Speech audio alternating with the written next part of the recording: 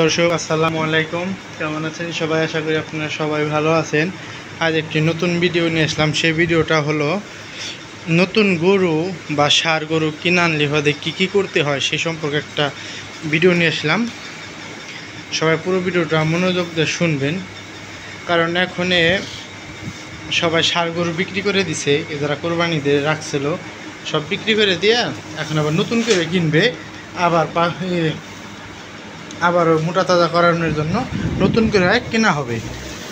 সেই জন্য একটি ভিডিও নিয়ে আসলাম। সবাই তো হাটে থেকে কিনেন, বেশি লোকই আবার কমের ভাগই গ্রাম থেকে কিনে, বেশিরভাগই হাটে থেকে কিনে। হাটে থেকে গরু কেনার সময় আপনি যে ধরনের গরু কিনেন বা কেন, সবাই যে ভালোটা খুঁজে তাহলে মন্দটা কে নেবে, এই হলো একটা ব্যাপার। তাই যে গরু কিনেন না কেন, প্রথমে একটা কাজ করবেন।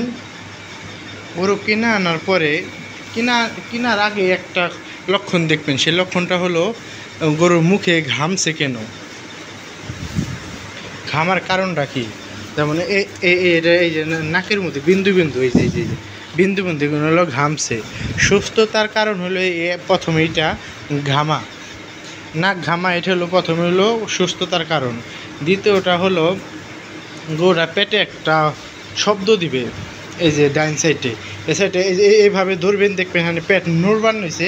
আপনি হাত পেয়েছে নড়ে, যে আমার হাত পেয়েছে নড়তেছে, পেটের মধ্যেই একটা ঢেউ আছে না, সাগরে যেমন ঢেউ উঠে, গাঙ্গে পানি একটা ঢেউ, ওই ঢেউর মতো একটা নড়াচড়া দিবে। তাই আপনি মনে বুঝবেন এই গরুটা ঠিক এই যে সুস্থ আছে। এই হলো আমরা করস্কার, এই হলো দুইটা কারণ। এই দুইটা কারণে বুঝবেন আপনি গরু সুস্থ আছে। আরেকটি কারণ হলো গরু জাউর কাটা, যেমন যেভাবে খায় না ওইভাবে জাউর কাটে। কত মানুষ বলে পান চাবায়, আমি আবার বলি জাউর কাটা। জাউর কাটলে বাদে মনে বুঝবেন আপনি গরুটা সুস্থ আছে।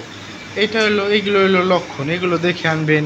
তারপরে এই পায়ের যে খুঁড়াগুলি দেখে আনবেন, ঘাও হয়েছে নাকি না হয়েছে, এবং স্কিনে এইভাবে হাত দিয়ে দেখবেন কোনো জায়গায় বাজে নাকি, গোটা বাজে নাকি। আর যে কোনো গরুরই হয়েছে যে লাম্পি যদি একবার হয়ে থাকে, তাহলে সে গরু দেখেই বোঝা যায়। ওঠার আমি আর নতুন করে কিছু নাই বললাম, মূল কাজে আসি। গরু কেনার পরে বাড়ি আনার সাথে সাথে আপনি 14 দিন ওকে আলাদা রাখবেন। আপনি খামারে যদি একবার অন্য গরু থাকে, তাহলে ওকে আলাদা এক জায়গায় রাখবেন 14 দিন রাখার পরে 14 দিনের মধ্যে কী করবেন সেটা বলি। পটাশ, যখন গরু কিনে আনবেন তখন পটাশ দিয়ে পাও ধুয়ে দেবেন, এবং কি সারা শরীর ঝাঁপাই দিবেন পটাশ দিয়ে পয়লা দিনই। আর এই যে প্লেন নাফা আছে, প্লেন নাফা খাওয়াই দিবেন গরুর অনুপাতে। যেমন আমার এই বড়ো গরুটা স্বপ্নরাজের মাকে হাইস্টে 12টা দেওয়া যাবে প্লেন নাফা। এভাবে গরুর অনুমান করে প্লেন নাফা দিবেন, আর সাথে যে দিবেন, সেটা হলো জিঙ্কটা তো লিবাতে ভালো হয়। আর যদি না দেন তাহলে কোনো সমস্যা নাই।